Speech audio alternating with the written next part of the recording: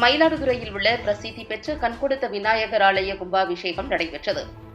தருமபுரம் ஆதீனம் மடாதிபதி உள்ளிட்ட ஆயிரக்கணக்கான பக்தர்கள் கலந்து கொண்டு சுவாமி தரிசனம் செய்தனர். மயிலாடுதுறை மாவட்டம் மயிலாடுதுறை காமராஜர் சாலையில் உள்ள பிரசித்தி பெற்ற கண்கொடுத்த விநாயகர் ஆலயம் பழமை மாறாமல் புனரமைக்கப்பட்டு அஷ்டபந்தன மகா கும்பாபிஷேகம் வெகு விமரிசையாக நடைபெற்றது.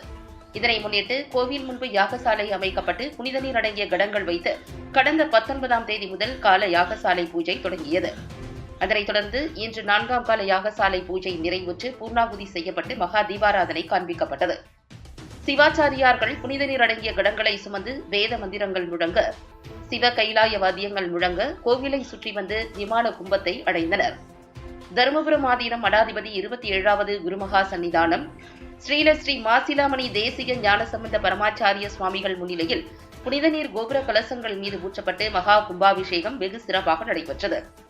இதில் ஆயிரக்கணக்கான பக்தர்கள் பங்கேற்று சுவாமி தரிசனம் செய்தனர். தொடர்ந்து பக்தர்களுக்கு அன்னதானம் வழங்கப்பட்டது.